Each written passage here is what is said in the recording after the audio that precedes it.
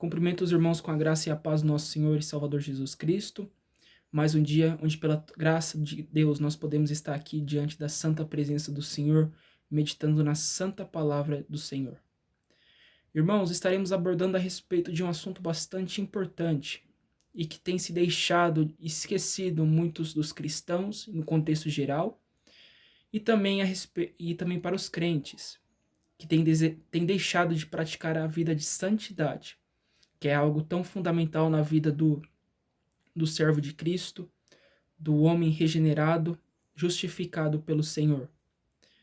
E irmãos, para estar retratando sobre este assunto tão importante, desta vida, deste vida diária, sobre a santidade, estaremos abordando como base o livro de 1 Pedro, capítulo 1, versículo 13. Eu vou estar iniciando a leitura, irmãos. Portanto, preparem sua mente para a ação e exercitem o autocontrole. Depositem toda a sua esperança na graça que receberão quando Jesus Cristo for revelado. Sejam filhos obedientes. Não voltem ao seu antigo modo de viver, quando satisfaziam os próprios desejos e viviam na ignorância. Agora, porém, sejam santos em tudo que fizerem, como é santo aquele que os chamou. Pois as Escrituras dizem, sejam santos, porque eu sou santo. Que este último versículo aqui, irmãos, vai estar em base em Levíticos 11, 44 e 45. Irmãos, aqui no primeiro versículo, onde que Pedro vai dizer, portanto, preparem sua mente para a ação e exercitem o autocontrole. Pedro quis dizer, santifique a sua mente. Preparem sua mente, santifique a sua mente.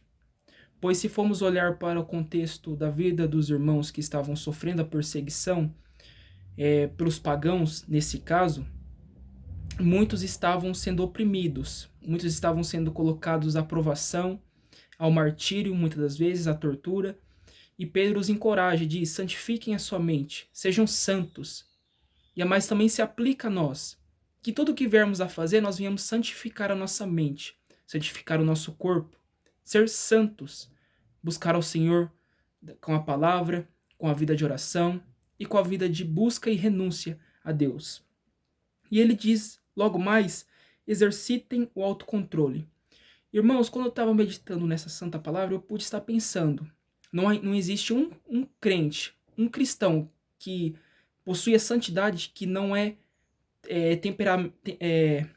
estressado, nervoso, mas porque ele exercita o autocontrole. O santo, o santificado, tem um autocontrole. Ele sabe do que ele vai falar, ele sabe do que vai pensar, ele sabe de tudo, ele tem um autocontrole. E aqui Pedro está dizendo aos irmãos, e está dizendo a nós, que nós venhamos santificar a nossa mente, venhamos preparar a nossa mente, santificar a nossa mente.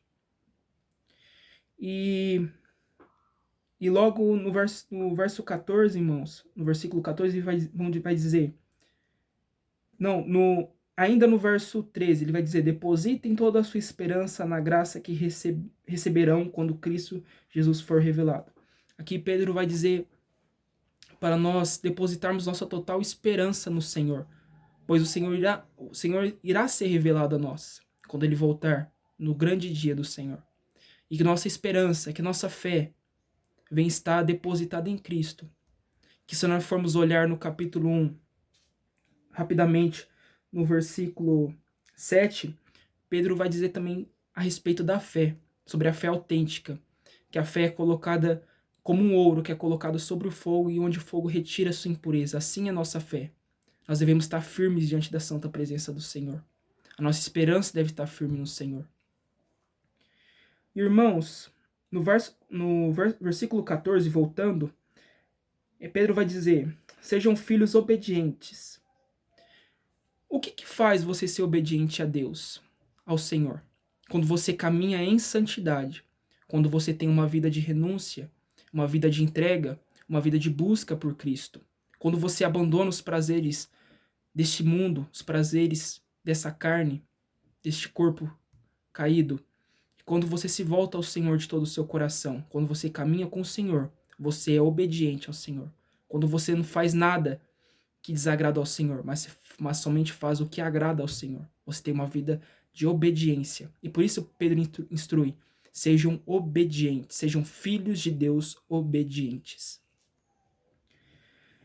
E logo mais ele vai dizer: não voltem ao seu antigo modo de viver, quando satisfaziam os próprios desejos e viviam na ignorância. Aqui Pedro vai dizer para não voltarmos às antigas práticas que nós cometíamos no pecado, na ignorância, na lascívia e tanto outros pecados. Mas Pedro vai dizer: não voltem a essa antiga prática. Não olhem, não voltem ao seu antigo modo de viver, quando vocês satisfaziam seus próprios desejos. Não voltem ao seu antigo eu, à sua antiga e velha natureza, mas venham ser santos. Mas ele vai dizer depois disso, no verso 15: agora, porém, sejam santos em tudo o que fizerem. Irmãos, quando eu estava meditando neste versículo, mexeu bastante comigo, pois devemos ser santos em tudo que viermos a fazer. Quando eu estava lendo este capítulo, eu pude estar deparando com a graça de Cristo. E eu percebi que tudo em que fazemos na nossa vida, desde o nosso estudar, do nosso trabalhar, do nosso respirar e do nosso viver, nós estamos fazendo para a glória de Deus. Nós estamos vivendo para a glória de Deus. E devemos ser santos em tudo que viermos a fazer.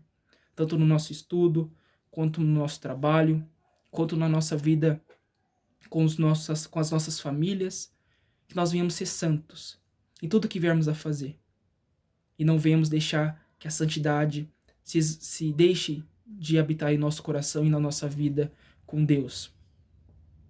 Mas, irmãos, Pedro não está dizendo da boca para fora, sejam santos, só porque Pedro está dizendo, mas Pedro está dizendo, agora, porém, sejam santos em tudo que fizerem, como é santo aquele que os chamou. Aqui Pedro não está dizendo, sejam santos pela boca de Pedro, mas ele está dizendo, sejam santos, pois o seu Salvador, o seu Rei, o seu Redentor, que te salvou do pecado, é santo. Então sejam santos, porque Cristo é santo.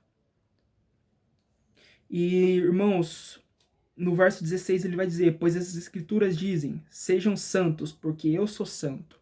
Aqui ele vai estar usando como base Levíticos 11, 44 e 45. Esse versículo 16 vai estar dizendo vai estar lá em Levíticos. E, irmãos, eu venho estar falando aos irmãos, pois eu deparei com tamanha profundidade desse texto bíblico que me marcou bastante, que trouxe o que é verdadeira santidade com o Senhor. A verdadeira santidade é quando você caminha com o Senhor, quando você renuncia tudo deste mundo, quando você abandona todas as coisas deste mundo que te afastam do Senhor, mas que vocês vivem uma vida de santidade, uma vida de entrega, algo que muitos cristãos têm deixado. Muitas vezes, se você vai conversar com um cristão, ele não conversa sobre Deus, não tem vida de santidade. E isso é bastante triste, porque se você for olhar, a maioria do mundo é assim, não reconhece o que é ter a vida de santidade. Não tem a vida de busca, a vida de renúncia, renunciando e deixando as coisas que você praticava antes, o pecado e tantas outras coisas. Mas, irmãos, eu venho aqui aos irmãos dizerem, aos irmãos, não pela minha boca, mas pela palavra do Senhor, que diz, sejam santos, porque Cristo é santo. Que nós venhamos olhar para Cristo como estatuta do varão perfeito. Que nós venhamos olhar para Cristo e viver uma vida de santidade, uma vida de busca. Não digo, irmãos, viverem uma vida de busca desprezando. Muitas vezes, muitas pessoas vivem uma vida de santidade, mas não buscam a Cristo verdadeiramente. Mas nós devemos buscar ao Senhor verdadeiramente, pois Ele é digno de todo louvor, de toda honra, de toda glória e toda supremacia. O atributo mais santo do Senhor, que está em Cristo, é sua própria santidade. É o mais alto atributo, que é a santidade do Senhor. O Senhor é santo. Então devemos olhar para o Senhor e ter essa vida de santidade, essa vida de renúncia e viver nos caminhos do Senhor, ser filhos obedientes ao teu santo nome. Que os irmãos recebam essa mensagem, que os irmãos venham colocar em prática essa mensagem tão elevada e tão importante para a vida dos crentes, dos cristãos que aqui me escutam, e que os irmãos venham viver uma vida de santidade. Que os irmãos, que a graça e a paz do nosso Senhor estejam com os irmãos. Deus abençoe.